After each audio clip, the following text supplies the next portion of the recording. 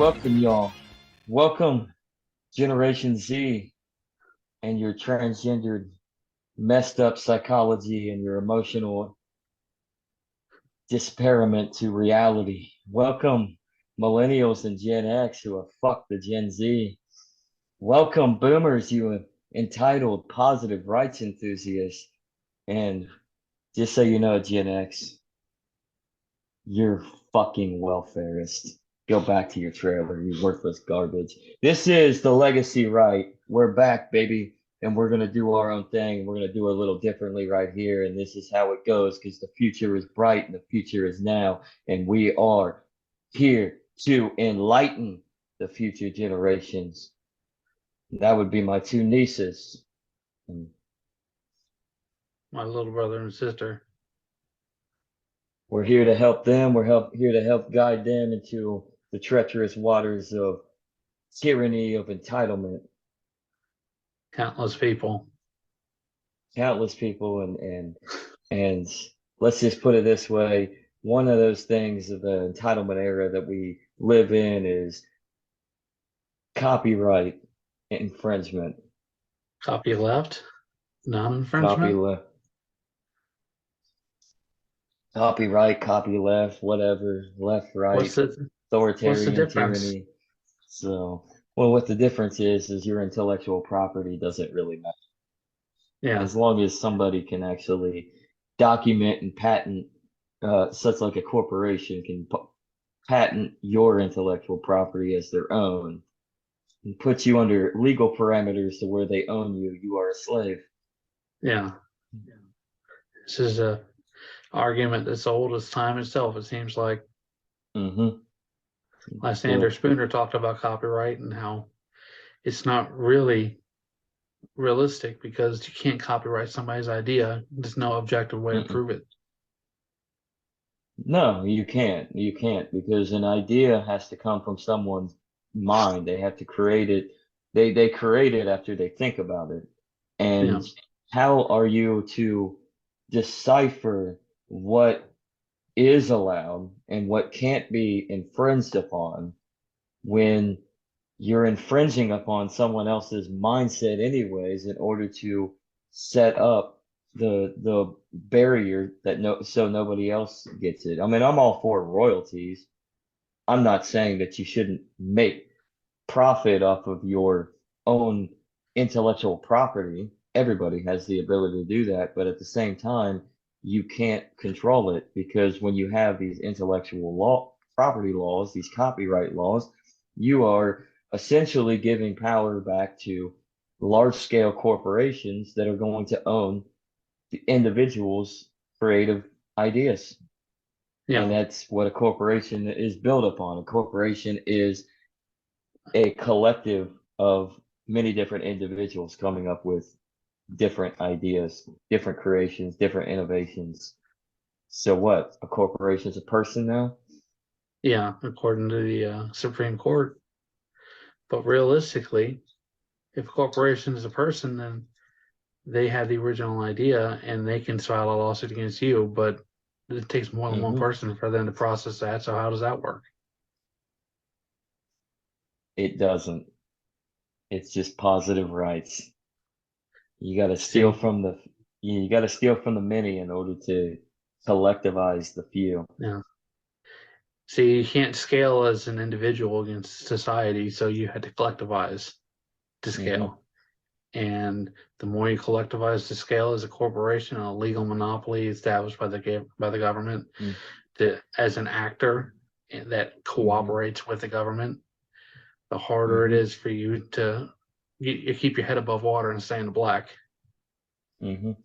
So you have to hire cheaper and cheaper resources from outside company or outside of your region, outside of your country. And Slave labor. that's where you get globalization because every corporation wants Yeah, a cheaper status of labor. And when you entitle a populace in the home region because you've made so much, where else do you go from there? yeah, Especially when you entangle yourself into the regulations that you create. that imploded all in your home region, you kind of have to go elsewhere. And then you Yeah. do get slave labor because well, you have to conduct business with other governments that are based in a region that have different cultures. And so you get American corporations utilizing slave labor in Chinese concentration camps via the fascist of the Chinese Communist Party. Yeah, fascist. They're not communist. They're statist, but that's just how it goes. You do business with bad deal. You make Bad bad actors. deals with bad actors that enrich the bad actors and turn you yourself, your corporation, into a servant of the bad actor. Are we the baddies? Maybe, maybe. At one I point, yeah, mean, or are we the goodies? yeah. At one point, we were just trying to live honestly, but the more taxes they had to collect, and the more they had to outsource their labor, Hmm. and the more demand, Hmm. there has to be a cost somewhere, right? I mean, a Wild West scenario would be a better scenario in its decentralization process because you'd have Mm, separate townships or separate divisions within the segment of society that can dictate how they want to live as in agreement with one another. Like take the yeah, Wild Western history you actually had, and especially since gun control is such a big issue nowadays take the Wild West back in the late 19th century in towns like Tucson and even Tombstone, you know, the OK Corral story, yeah, which ironically the OK Corral was the shootout occurred because the Earps were issuing a gun control policy yeah, that's yeah. But you had towns like Tucson, Arizona, Tombstone, Arizona, the coast town. I think you had even Deadwood up in the Dakotas. I think it was one of the Dakotas. Like a lot of these towns had aspects of gun control. Like you could not come into the limits of this society without turning over your pistol or your yeah, shotgun or whatever.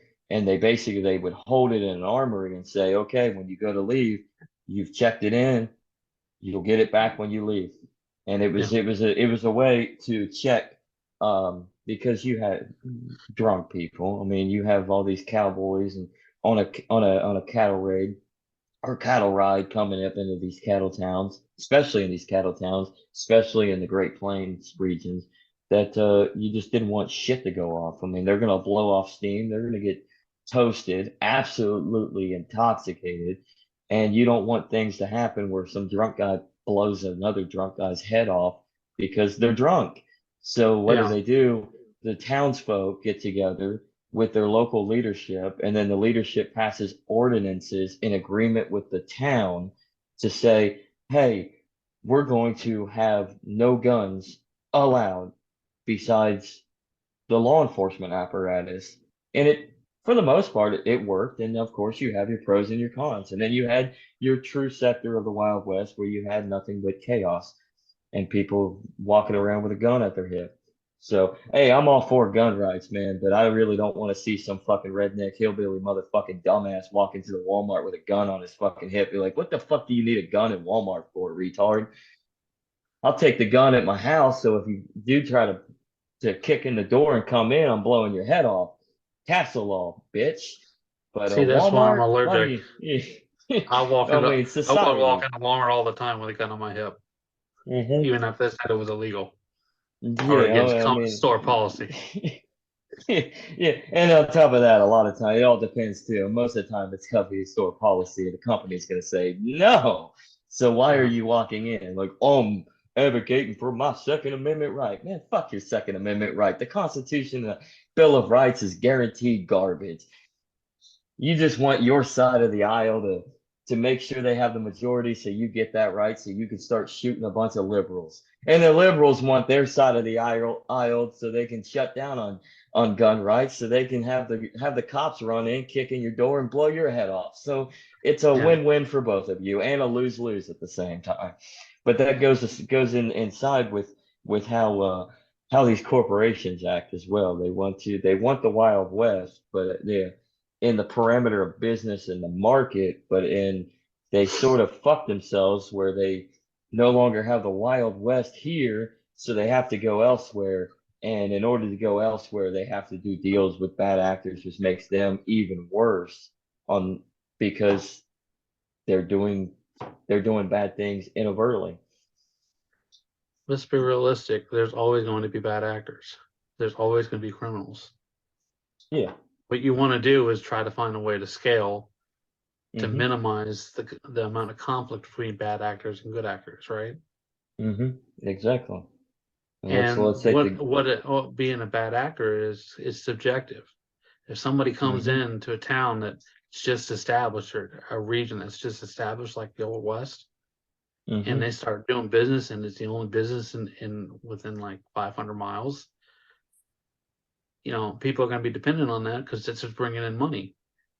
And Mm-hmm. then they say, well, we're not scaling like you're scaling. This isn't right. Mm-hmm. So we want to create a law to make you act how we feels right. Mm-hmm. And that's Well, allergies. we'll take the speaking of that, I mean take the dispensary economy now, the marijuana Yeah. industry that's propped up since states have utilized their 10th Amendment right to divorce from the federal government and do what they do. I mean, look at how much revenue it's given the state. One reason why the federal government stays out of it, even though marijuana is Schedule One narcotic and is absolutely illegal in this country in full. But the reason is it allows for the federal government to save more on the tax revenue that they've already robbed from you to Yeah. send to the states. They can utilize more of your money on the federal level to send to Ukraine now because the states are making their own tax revenue off of the marijuana industry. Yeah. That's why liberals wanted the weed, man. They want you stupid, and then they want to allow the states to not take as much federal aid so the federal government can send more foreign aid besides just print the money. Well, I'm allergic to drugs, to be honest, but I look at it this way, even if they made Hmm. it legal across the board, that would just make it so that it was easy for me to compete against people who are more interested in getting high off of weed. And that's the idea of like the vices are not crimes. And I mean, look, I mean, this is a vice. Yeah, but vices are not crimes, and you can't distinguish what somebody's going to do and what somebody's not going to do. So where do we go from there? Like you can't tell someone you can do this and not do that, and it all be peachy. Yeah. So life is not peachy, unlike the album. Well, you know, that's the solution. Is that decentralized scales 1,000 times better than centralized in every Hmm. instance. Just like you said with the marijuana distributors. Hmm. Yeah, and the problem with government involvement in allowing, and this is statewide, obviously, in allowing the marijuana distributors and dispensaries to prop up is they're allowing monopolies, just like what governments do, because it's a form of control. And most of the revenue is not going back to communities. It's not going back to benefiting individuals and other cities and townships and societies within the state. They're just going back into the pockets of Yeah. whoever is embedded with the industry and with these companies that are being propped up. I mean, I think like recently, Ohio a couple years ago finally passed their medical marijuana law, Yeah. and essentially they didn't even actually they took it to popular demand, direct democracy where it was a vote. And the people in the state of Ohio, this is why democracy is disgusting, people. The majority of the people in the state of Ohio voted no on it. They voted no. The state legislature took it upon themselves to propose the bill yet again, restructured, in which the General Assembly in Columbus passed by majority to allow it to happen. And basically what it did was it gave the power of the industry to only a few companies that were allowed to Yeah. start up. It wasn't like it was going to be a competitive market. It wasn't like they were opening up the market. They were only allowing a few companies. I think it was like 10 companies to come in, growers, manufacturers, sellers, whatever, and they just control the market and send the kickbacks back to the government. Yeah. So, and then of course you have the licensing fee and the taxes in general, especially within the consumption.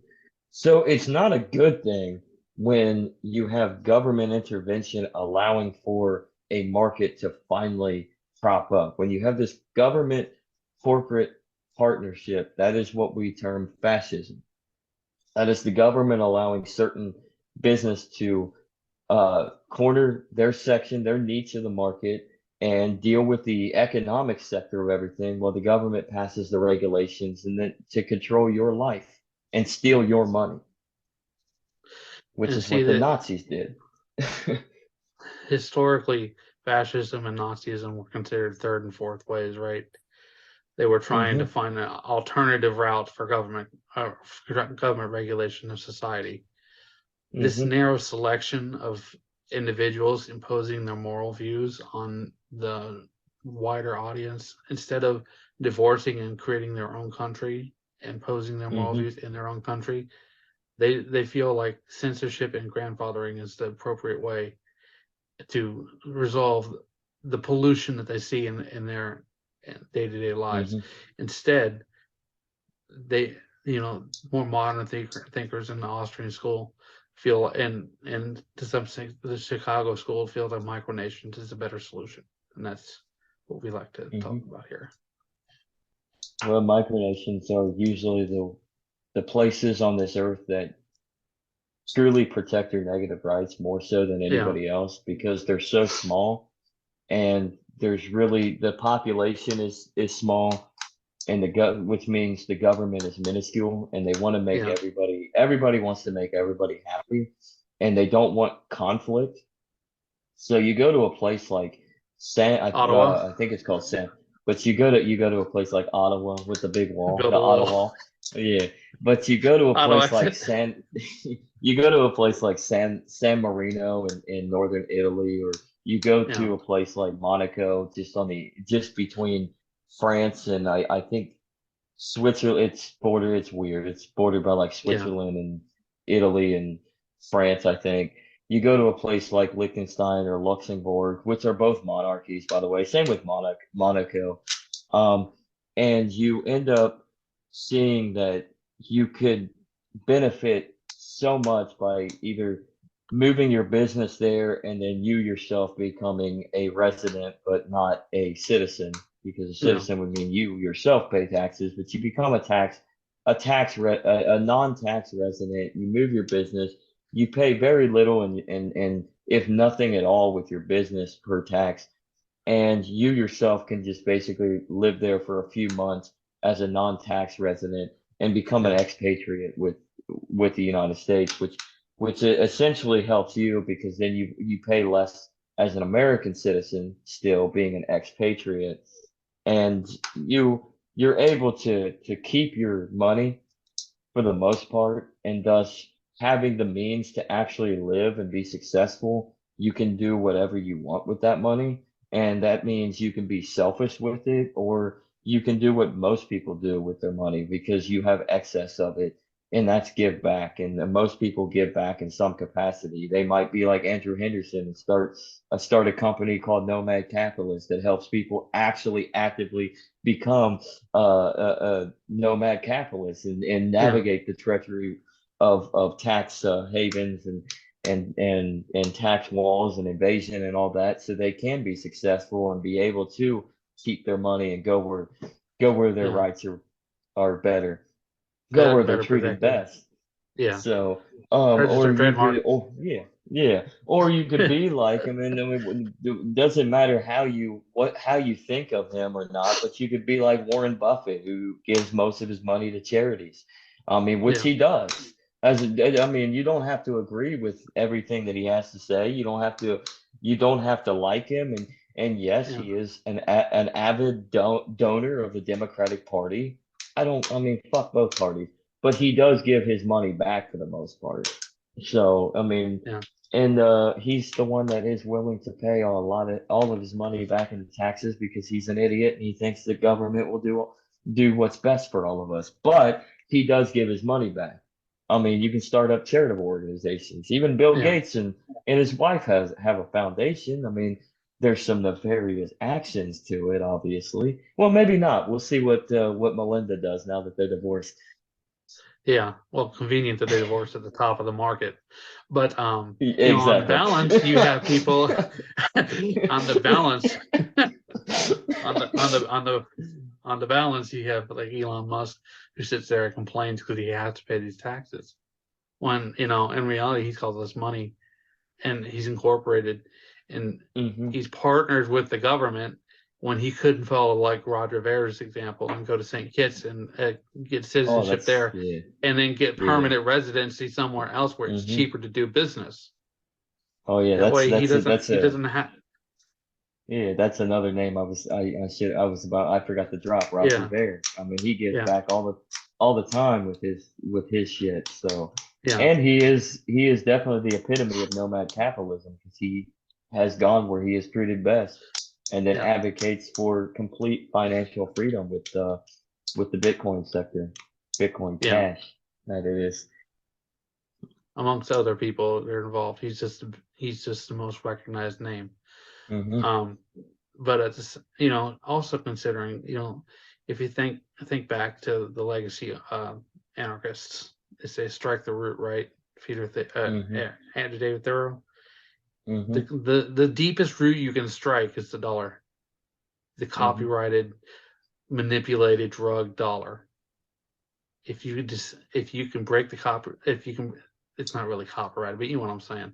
The Well, centralization it's of the dollar, then these ideas and these projects like the decentralized marijuana dispensaries and stuff like that, if they have mm-hmm. alternative options to operate out of the dollar, they don't have to follow regulations because it'll be extremely expensive Mm-hmm. for the government to continuously launch and regulate businesses.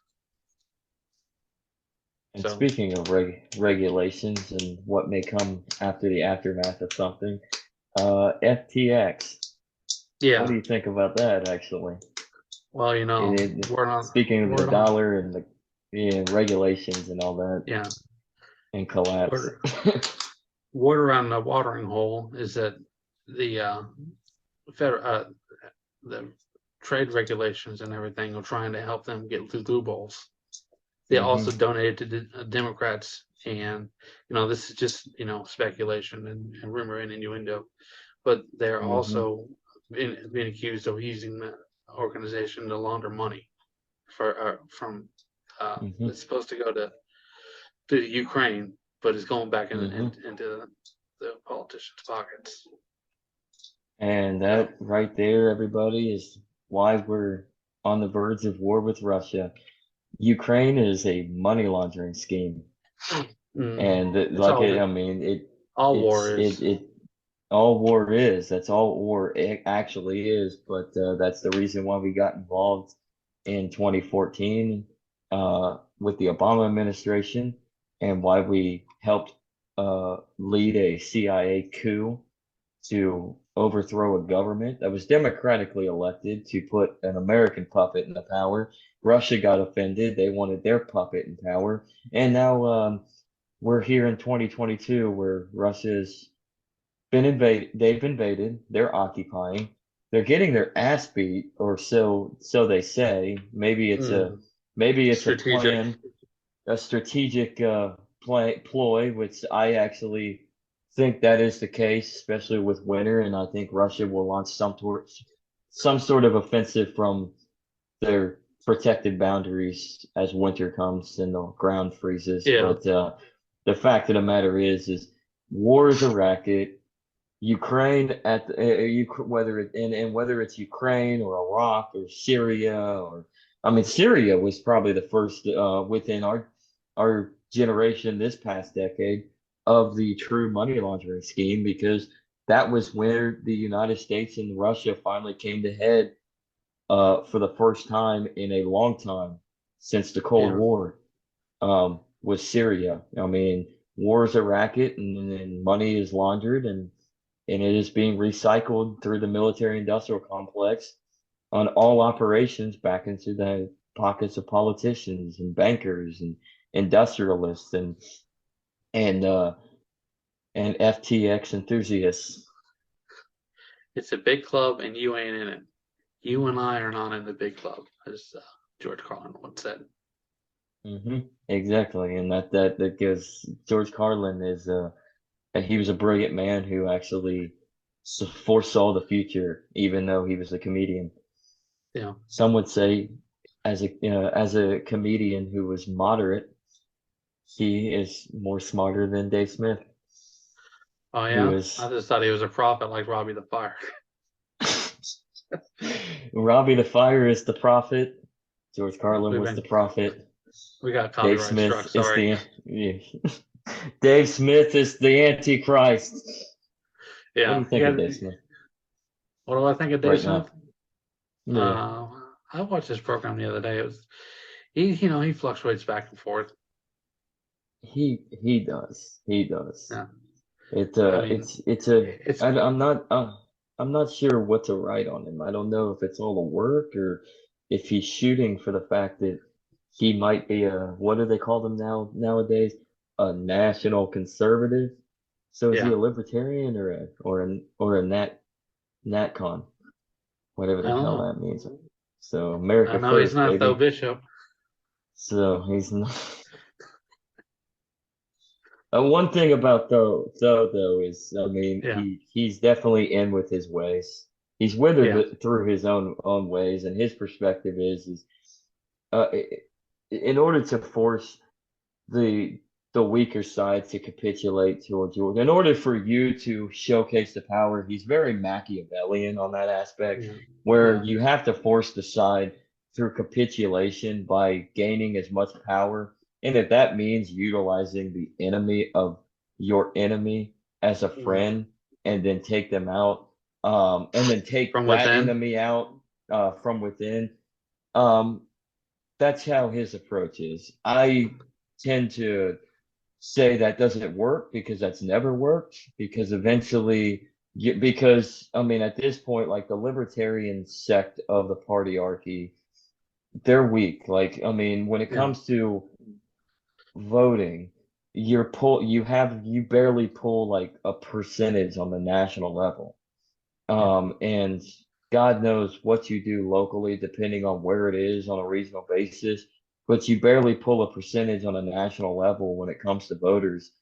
Yeah. And if you're going to use these NatCons that have propped up part of the Republican Party, I mean, Mm. who are essentially just fucking socialists.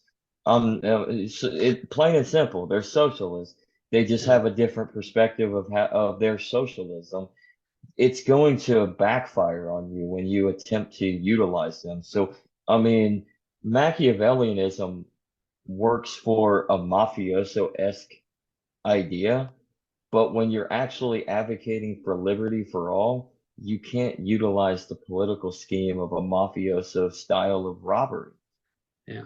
of extortion, and you're basically you're fighting a bunch of statists with a smaller group of stupid statists in order to destroy your party completely because they will be obliterated by the small scale Yeah. statists who will end up absorbing with the larger statists that have that know exactly how to wield power.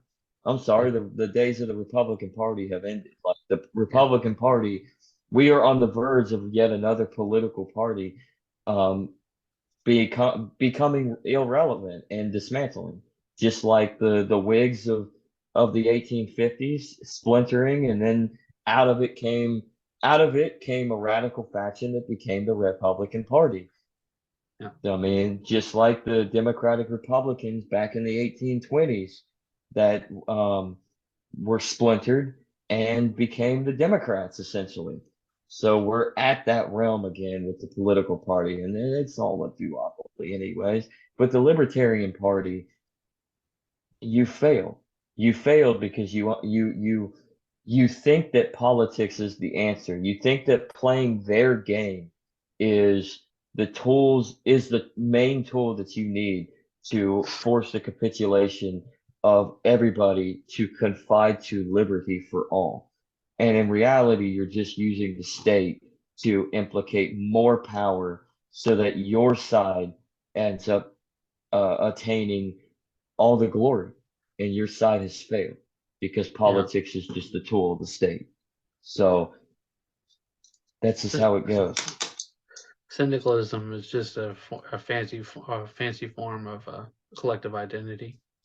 And Hmm. another way I like to put it is that it's just you're refining a drug for people to take. You're refining Hmm. ideas, Hmm. you know, Yeah. a straddle Yeah. session, as Michael Malice would call it. Hmm. And But that's where we have to be anti-politic. yeah, I mean, more power to them. I mean, the more money they have to spend, the more they print, the quicker the whole system collapses. Meanwhile, we're out I here mean, creating hmm, alternative platforms and societies for people to yeah. spreading ideas.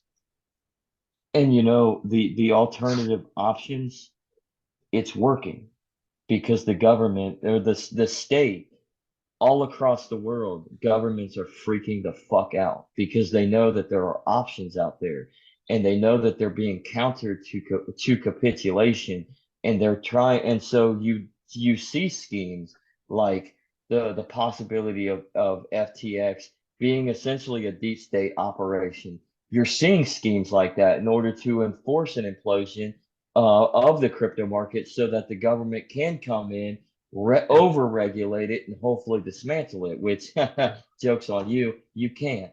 But I mean, that is working because they're freaking out. And that's where we need to understand that politics doesn't work. And the Libertarian Party needs to realize that party politics is nothing. Like yeah, you have to work economically. Like the best, I mean, Ludwig von Mises said it best that and I paraphrase, but the best form of democracy is within the market. Consumer yeah, choice. That's democracy, not this political tool. Real democracy is within the market and through society that is anarchy. Because yeah, anarchy is relationship and the market is democratized because consumer and producer choice. Everybody's a consumer, even when you're a producer. yeah. It's like we was talking about on Twitter a while ago with Phil Bishop. Mm, How can you put out a fire without burning yourself? Well, it's kind of like that, and that the more fires we create, the harder it is for them to escape the fire around them. hmm They're almost taking it's almost like Yeah, they're taking that Samuel Adams quote where like you can it all starts how did it go?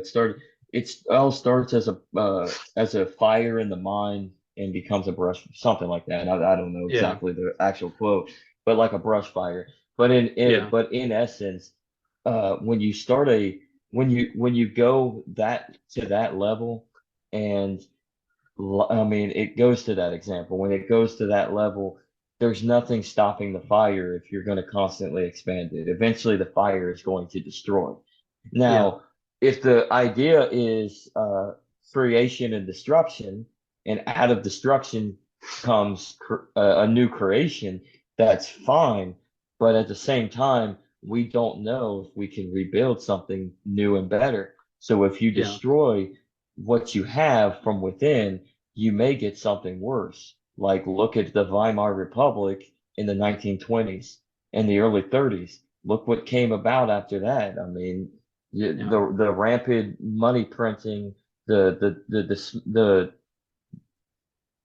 disgusting non-existent economy, I mean yeah, the worthlessness that entailed, and the anger of a populace that led to just violent insurrection of different competing factors that led to the rise of the Nazi Party. Yeah. And inevitably, the German Reich that became Empire of Europe and led to war. Well, think about it this way, in Europe, they basically seized the engine of Germany, right? The way that they manipulated the contracts and the fees and the amount of money they owed. It's just completely in reverse. Around the world, there's continual growth of conflict and chaos, and there's continual growth and calls for government intervention while they keep printing money to perform these actions. Not just seizing the engine of one country, just seizing the engine of the entire world. And people are having an alternative car to jump into in the crypto space, and gold and silver, legacy ideas matching with new and fresh blood. Yeah. So Mount Gox, that's one outrage. You got BitConnect, 2017, that's another outrage. FTX, all these different centralized organizations who the government had to go and operate against in order to resolve what they see as pollution, as injustice. You can't escape injustice. You're always going to have an injustice in the world. There's good and bad, and bad and good. You have to be able to balance between the two and scale and move forward. That's a universal truth.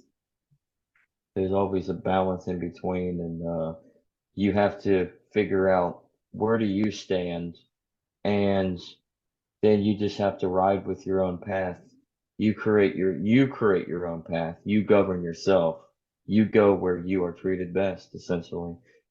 Yeah. We always go back to that quote. You go where you're treated best. It's a good quote. It is a good quote. Yeah. And Andrew Henderson, we love you, and we love Nomad Capitalist. Keep doing what you're doing. We'd like to have you on. We would love to have you on. But speaking of having people on, I think it's about time for us to take our sponsor spot. We'll be back in just a minute. Thanks for joining us and watching.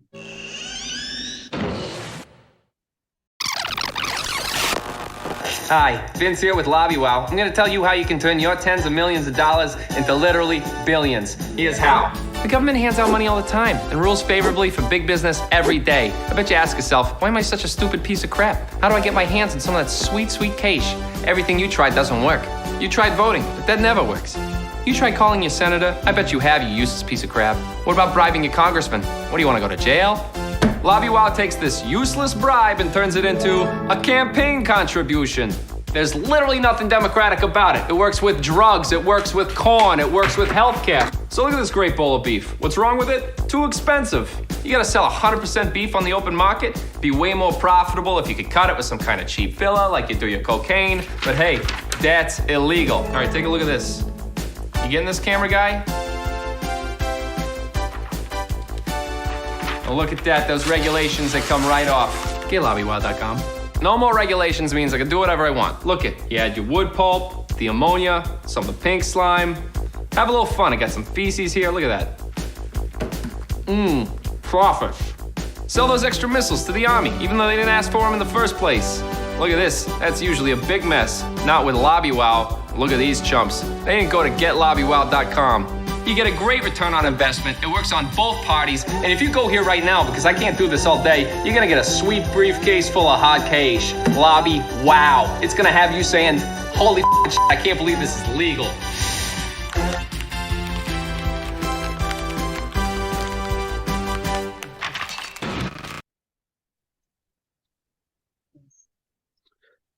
Have you all ever lost somebody and started rethinking your own life?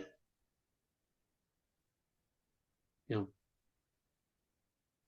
Have you started thinking when you're sitting there alone and your brain just starts wavering and the impulses they just don't stop, and it withers you into a dark realm of wondering why there's just so many bad people that live longer. Yeah. Why is it that it seems like the good do die young? And I'm not talking, I mean, I understand there's young kids that die, like teenagers, young adults. They're dead because they're idiots. I mean, I knew a kid, and actually you knew him too, that died in a auto accident because he was a fucking retard when it came to his dirt bike. And Yeah. I mean, he cut out in front of a pickup truck on a country road, and he's dead. Okay. I mean, I'm not saying that the good dies young there because he was a fucking asshole and he was a worthless tit. But the fact of the matter is I'm talking like people that live to a certain age and probably could have had so much more to life, and they're now gone. And then for those who are able to live surpassed surpassing 90, even 100 years old. Yeah. And many, I mean, how is that possible? I mean, because you can't, and you can't always say, well, genetics. That that doesn't make any sense. Genetics, for most, I mean, you would have you wouldn't have an average lifespan of what, 78 years old in the United States. Yeah. So if it was genetics, then why are there so many people living to 100? Especially with the systems in place of today and the rampant welfareism and most people living off of absolutely nothing because of the wealth distribution scheme of, say, Social Security. Yeah. And yet a lot of those worthless tits are still living to be 98, 99, 100 years old, and they live off of nothing. They do nothing.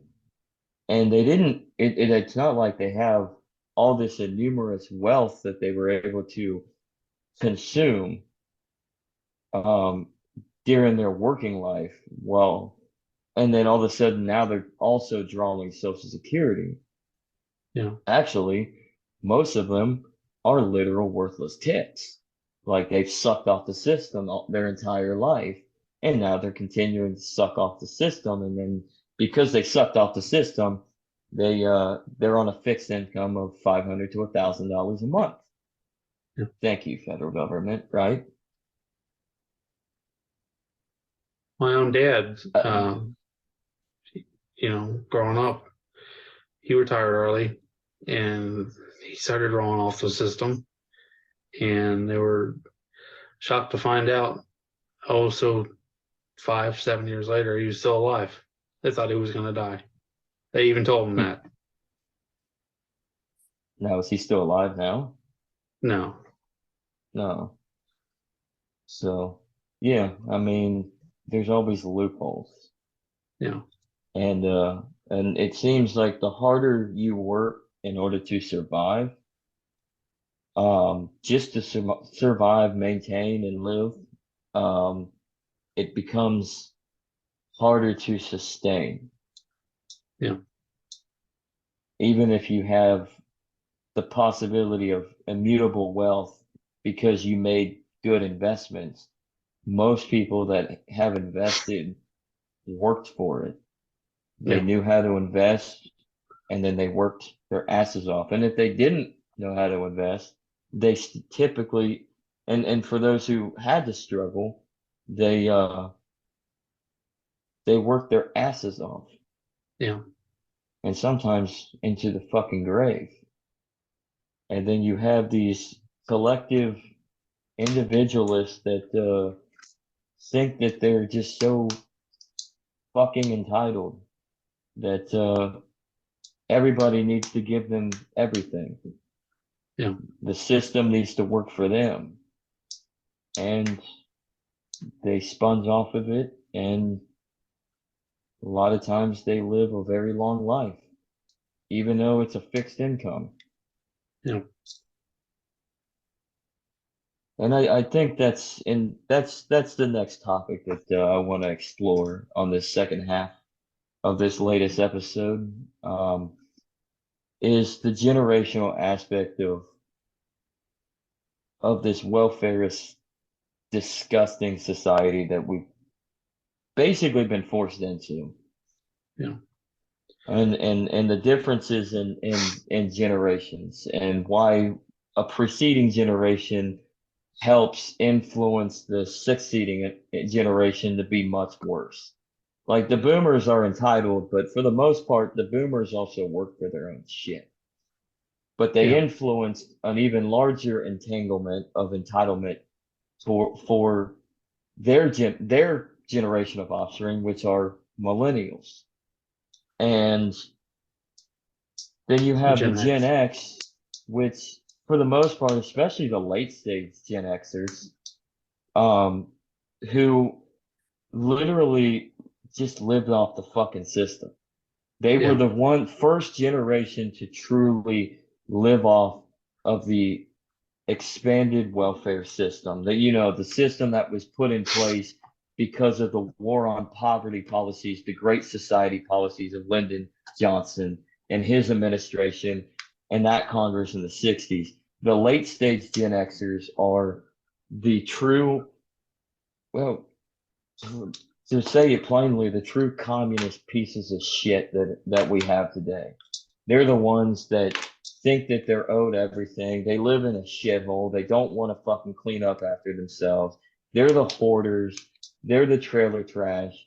They're the fuckers that are committing the government frauds to get even to extend even more welfarist resources.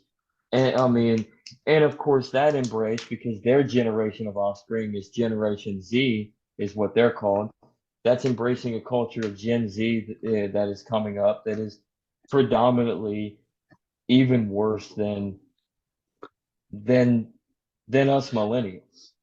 Yeah. I mean, and it's the expansion of this social pollution that, and this idea of positive rights guarantees that have ruined any positive idea of what society will be in the future. And that's why a lot of people have become black pilled, is because of these worthless welfares. Yep. I mean, I describe myself as very white pilled because I think maybe there's a better future, but maybe we can come out of it. Maybe out of destruction and chaos can come something gloriously created. I mean, sort of like the creation story in the Bible in Genesis. Yeah. But I'm starting to kind of peel back and see that society's fucked and there's way too much filth. And we have 8 billion people on this planet, and about 360 million of them are here in the United States. What, about 80 million in Canada? And here in the United States and Canada, it's just all a bunch of fucking worthless trash.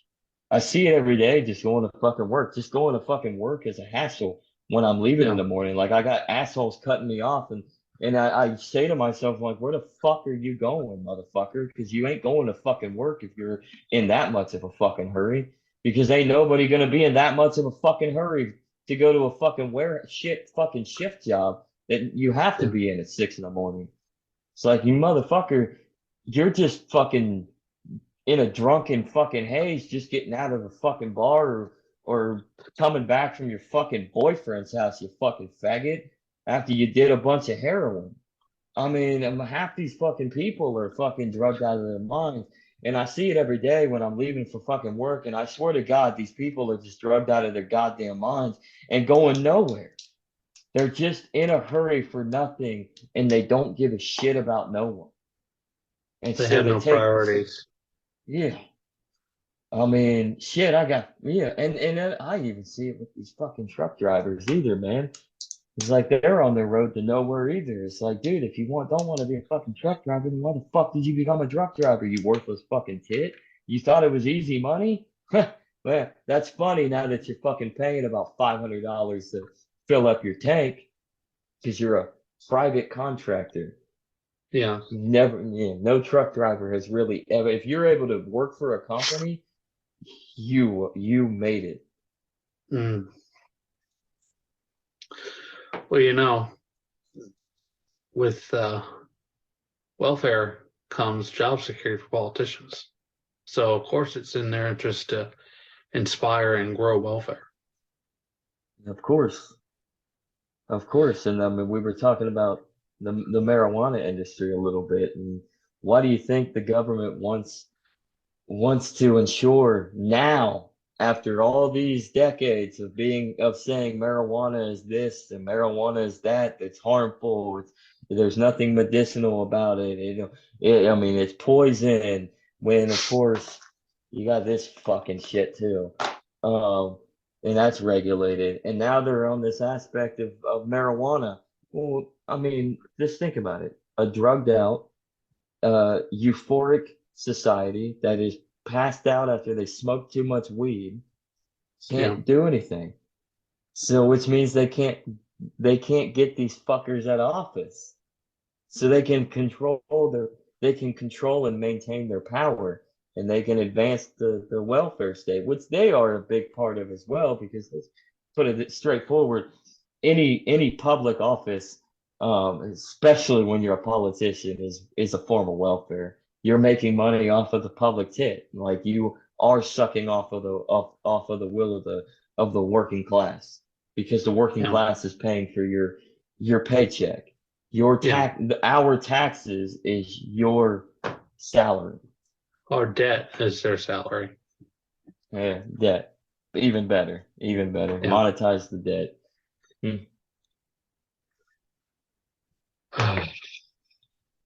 It just keeps going, man.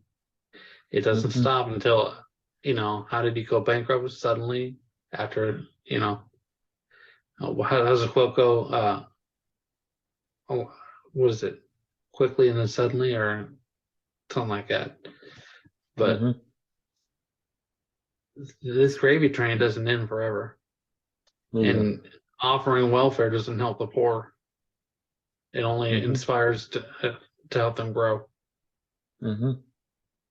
And I use the example of late stage Gen Xers being the largest purveyors of welfare's policies and are the true enthusiasts and advocates of positive rights. Yeah. The reason I say that is I have a couple examples. I knew a couple people. One of them was actually a friend. Um, 10 years ago. He was born literally, it fucking weird, man. Dude was 10 years my senior, almost to the exact day, except for he was born in 79. I was 89. And like Yeah. 10 years ago, I mean, he was an all right dude. I mean, yeah, but he, he thought that his perception was that you should be taken care of. And he was willing to accept the fact that you can live off of the system while also living off of those around you that are that you're like your loved ones that are there to lend support, and they can help you every so often when you need it. But he wasn't afraid to use those around. That's why we stopped being friends. Like those around you that love you, your friends, your family, Yeah. your significant others, that want to support you and love you and want to be there for you when you use them up to the point of nothing. They want to sever ties. And then what happens after you're done sucking off everybody else that were there for you? There's nothing else. And so that's where the public comes into hand. And that's where you have these jackasses going and living the life off of the system. And I remember him saying, like, he came from California, how ironic.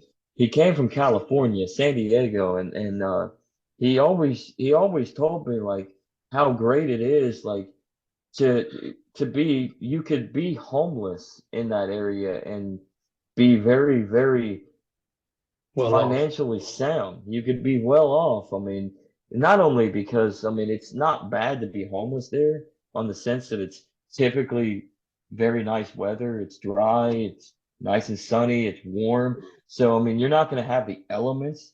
So I mean for yeah, so if you're going to be homeless in Southern California.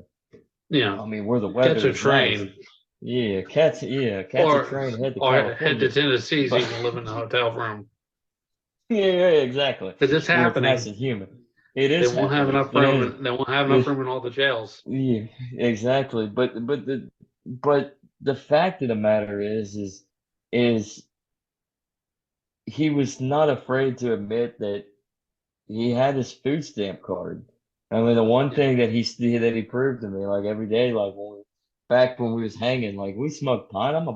I used to be a stoner. And that's probably why I could stand the motherfucker because I was fucking drugged out of my mind, pot and pills. But he still had his California food EBT card, and he still had his California medical marijuana card, and this and that, and he bragged about how you could be successful living off the system, and it's like, dude, like that's not the life. Like you can't live off of the system. What happens when the system collapses? Like, what happens when you no longer can live as a leech? When you can no longer parasite yourself, you're gonna have to take care of your own self. And so, I mean, that's where there's a disconnect between different generations, in my opinion, because different generations vary and even vary within their own same generation Yeah. of what it's like to be able to sustain and self-govern and survive. Scale. hmm So, and Just a that's why Gen correction, Z, yeah. Oh, sorry. go ahead. Just a correction. The quote I was thinking was gradually and then suddenly. hmm Yeah. Okay, go ahead. You So, can go ahead. Sorry. I mean, that's the reason why Generation Z, and if we're not lucky, if we don't start fixing the issues of today for tomorrow, that it will Yeah. happen for the generation after that and after that. But that's why Generation Z is completely fucked. And that's why they're completely ignorant, and that's why they don't know how to do anything but play fucking Fortnite all fucking day. I mean, maybe Yeah. some of them know how to code because we live in a society of the internet.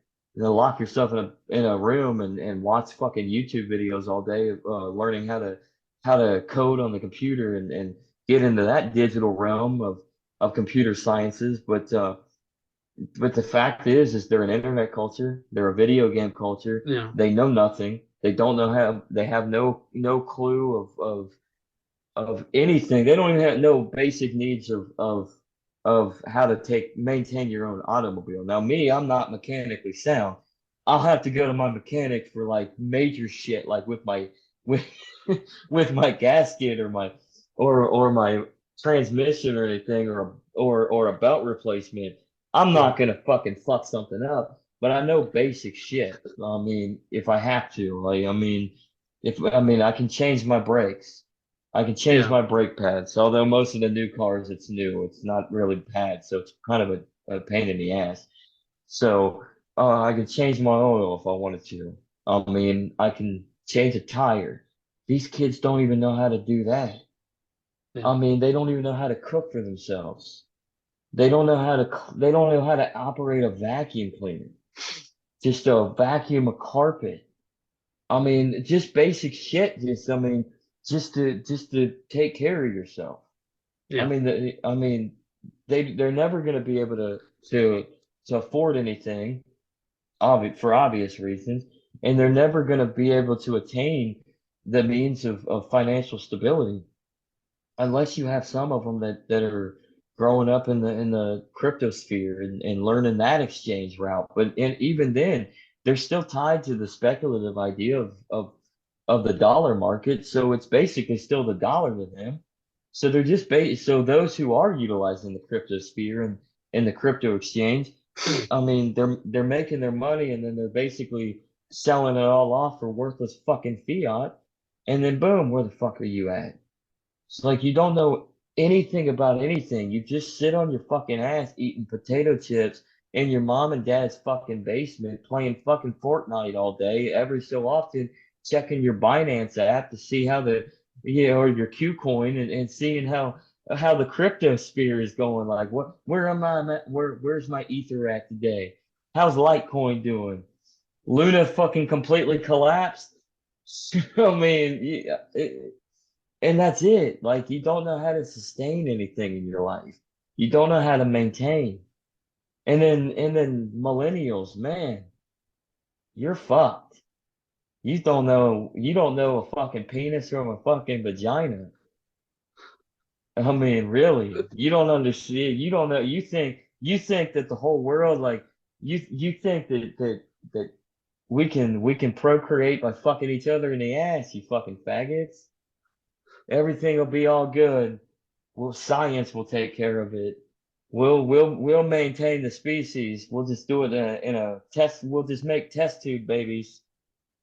So fucking women will rule the world. Men will all die out, but somehow we'll maintain the species. Yeah. Meanwhile, I got my food stamps and my participation trophy. It's like, man, there's one thing my parents did, and I'm a goddamn millennial, man. You know what I did when I was in soccer? Because I remember the participation trophies when I was in soccer, when I was in Pastors, man. You know Yeah. what I did to my first fucking participation trophy? I threw it in the fucking garbage. Actually, no, I take that back. The first one, I think my mom held on to it because I was 6. I Yeah. didn't, but for me, I didn't fucking put it up.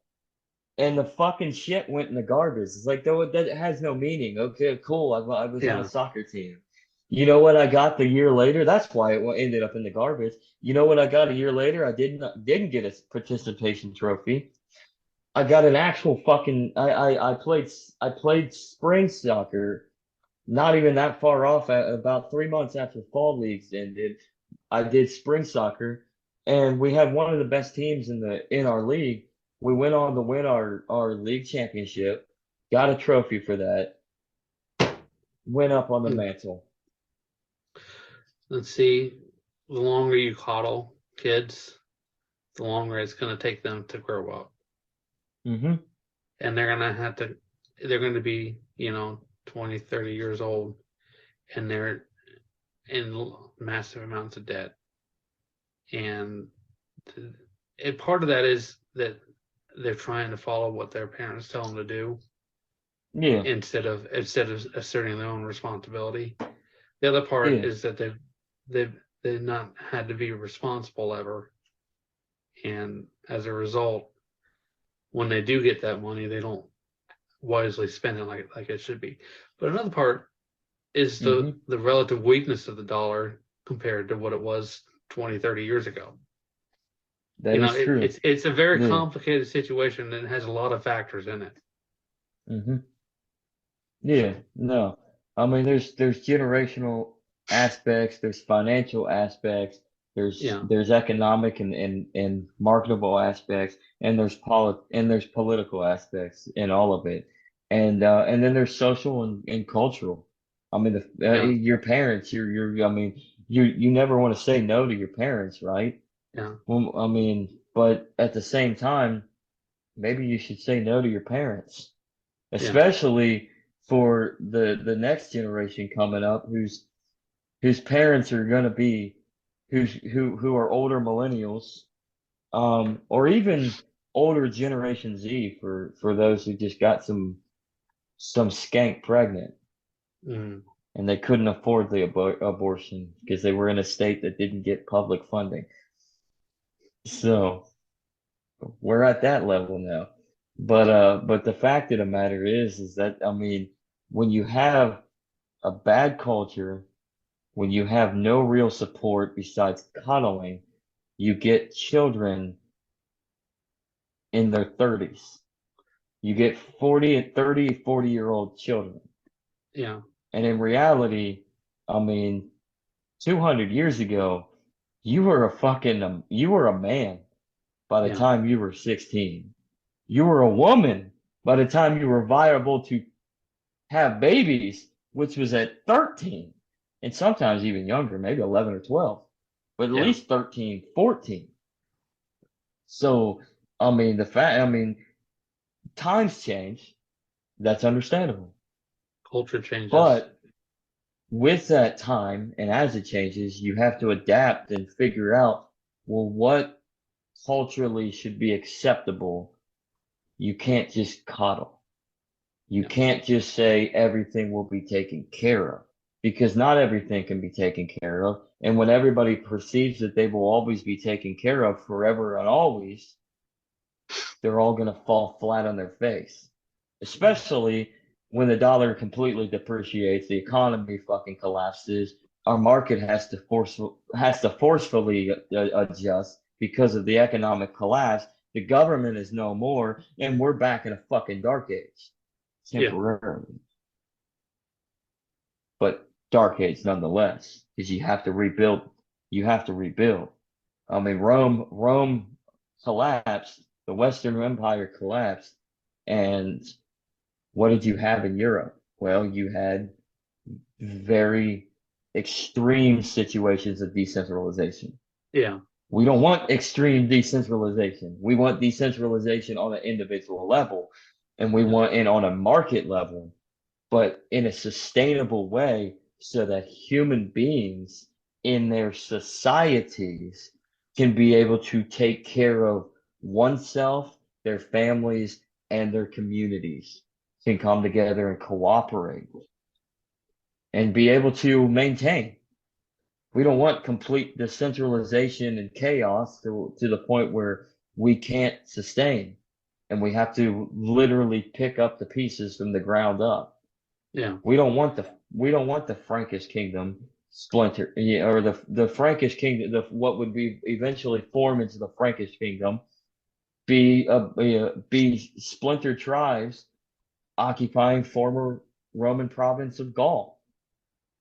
We don't want a splintered Visigoth and Vandal and Lombard oasis of chaos. Mm. I mean, we don't want the Western Roman Empire between 476 or so and 900 AD. No. We don't want a vacuum. We don't want a vacuum. We want to be able to survive. We want to live in a sober reality with sober culture and sober responsibility. Yeah. We want freedom. And freedom is comes responsibility. Yeah. Mm-hmm.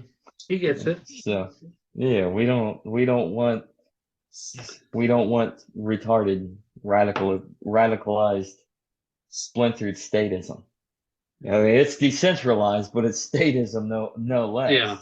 Yeah. I mean, we don't want to follow the tribe. We don't want to splinter into different tribes. We don't want to have to rebuild from multiple kingdoms and settlements. We don't have to want to build from the ground up.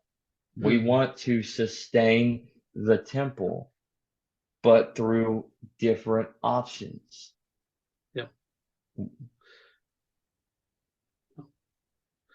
Just like there's different interpretations of religion, there's going to be different interpretations of what society will look like. Mm-hmm.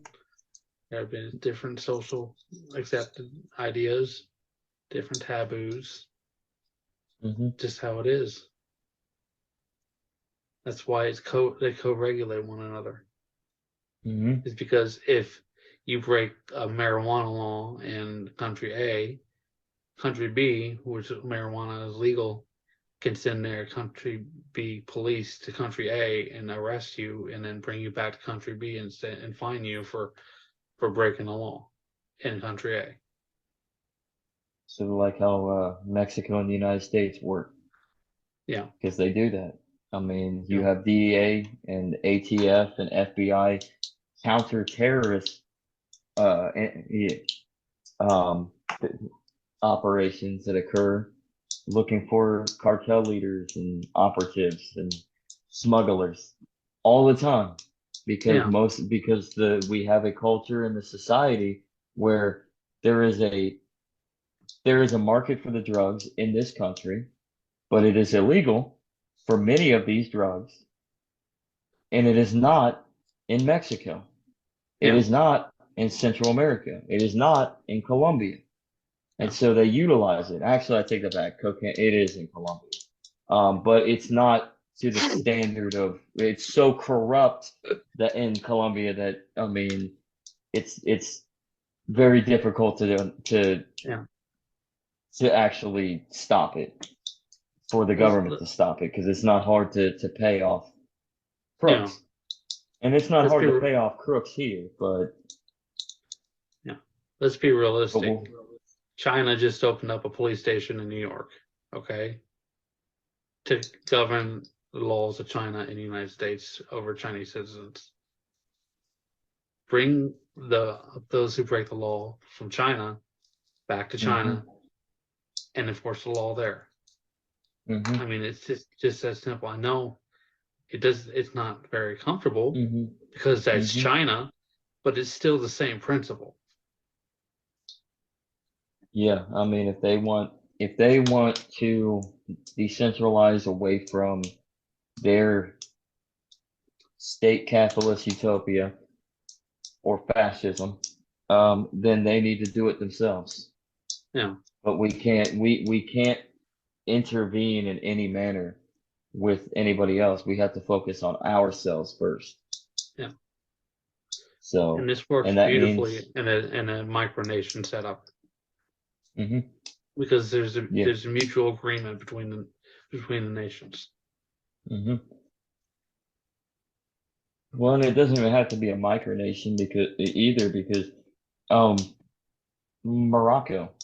Morocco is very similar in the case of a lot of micronations because they are willing to accept foreigners because they have no real economy, and they're willing to bring in that foreign businessmen that will take up residency there.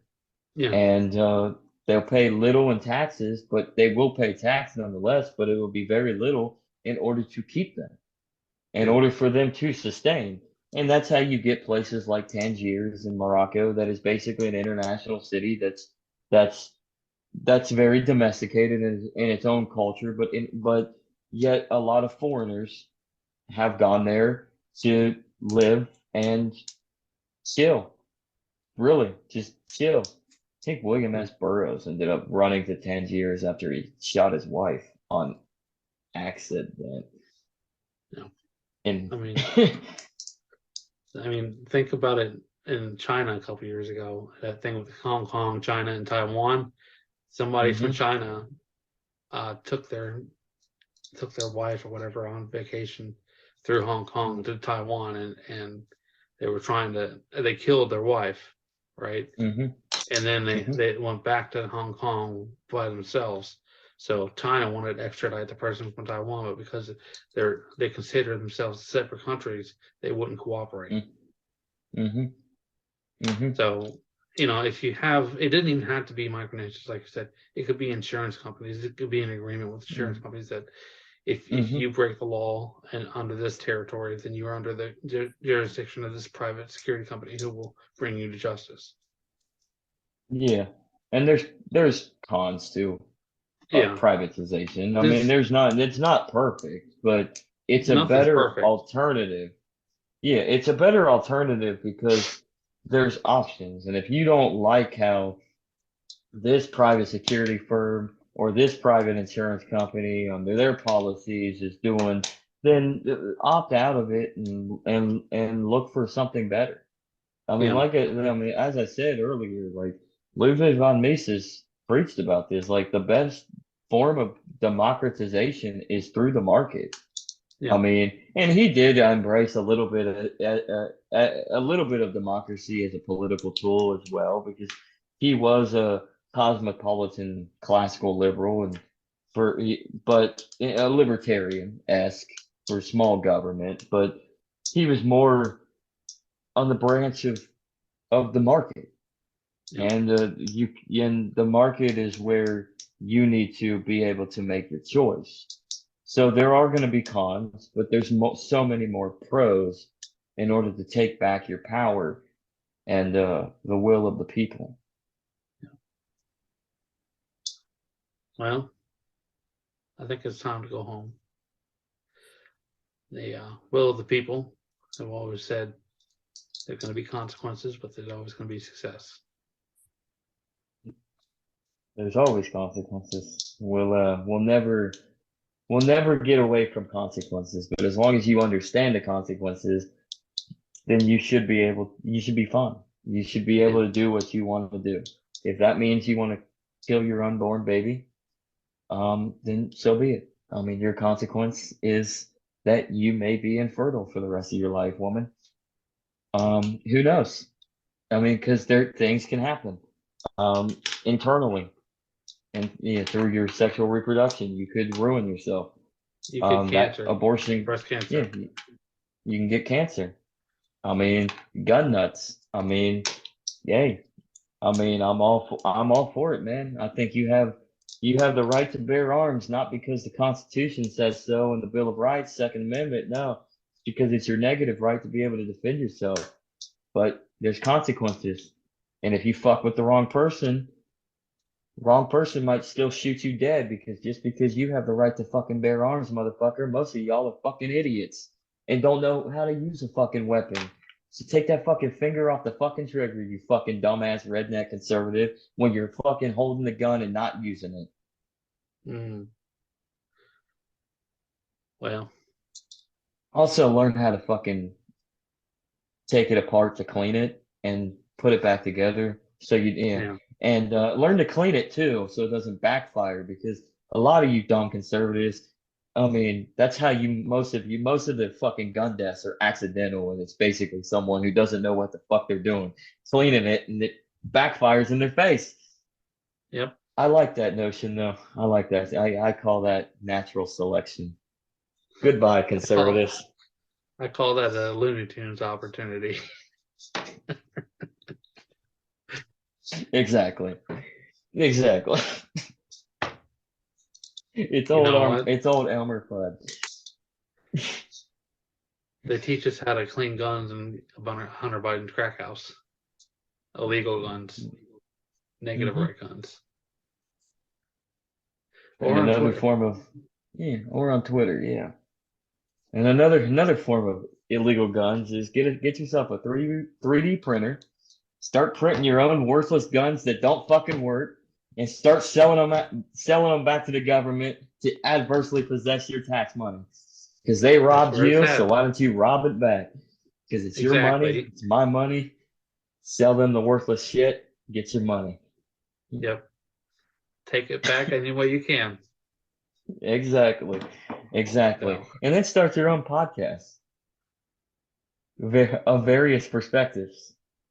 So, Michael Mouse gives good advice. Just because there's a million of them out there doesn't mean that you can't have fun doing it. Exactly. And the market might be saturated, but is it really though? Because most podcasts fail. So most podcasts fail. We're still here. Tom Woods is still here. He's the most famous of them all with this very failed podcast. Love you, Tom. Come on the show.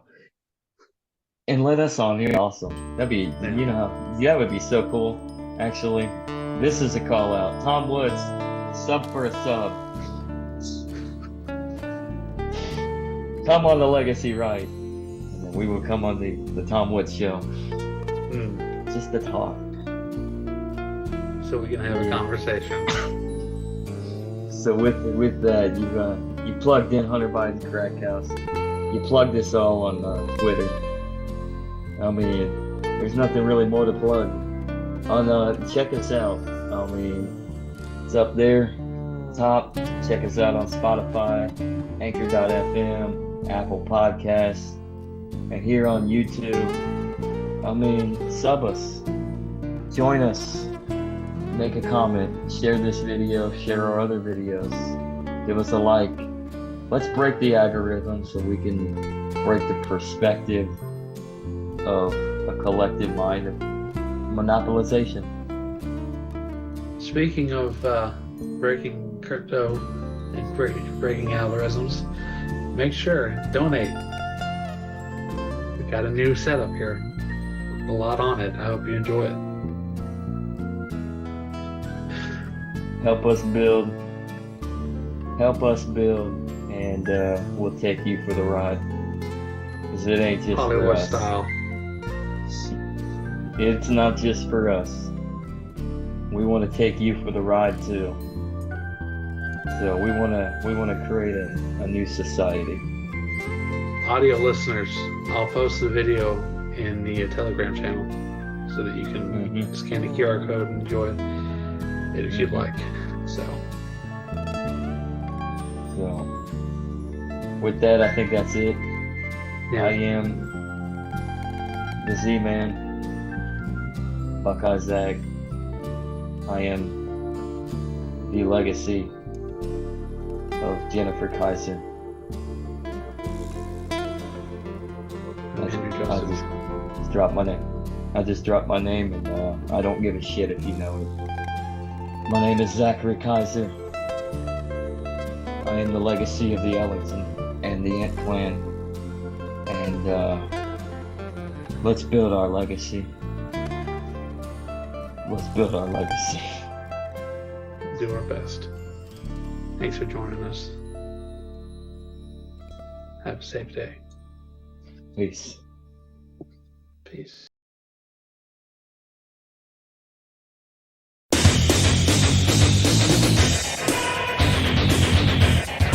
Good evening, ladies and gentlemen. I'm Gene Okerlund, and I'd like to welcome you to WCW Nitro.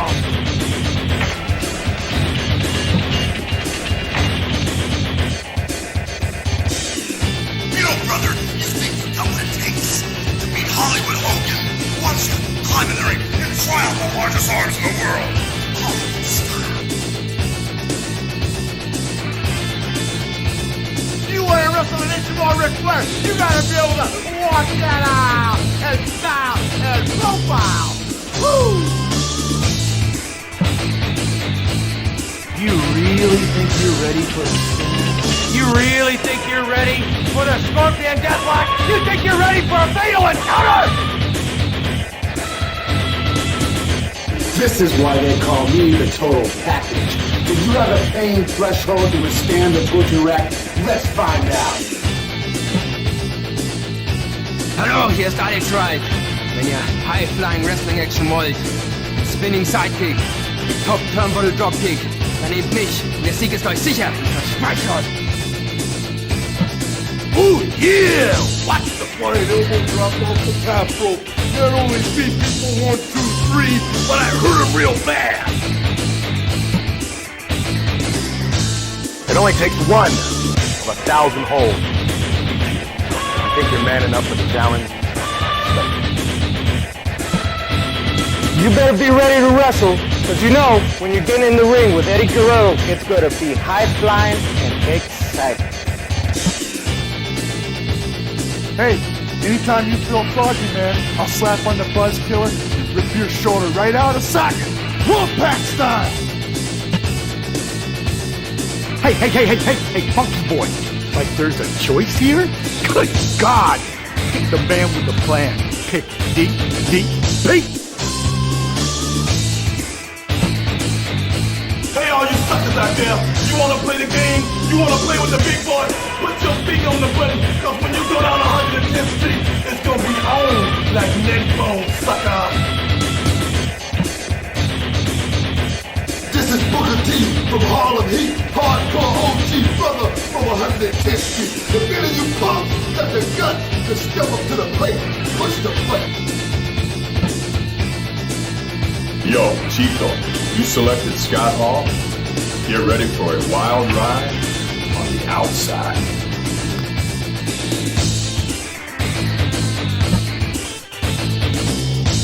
Hey there! How'd you like to get power pop? Come on, take me. I'm begging you, take me. Please take me.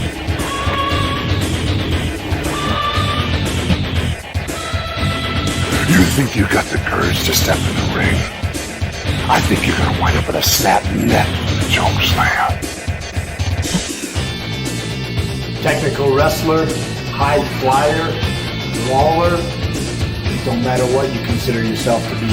When you're in the ring with the Crippler, you're a loser.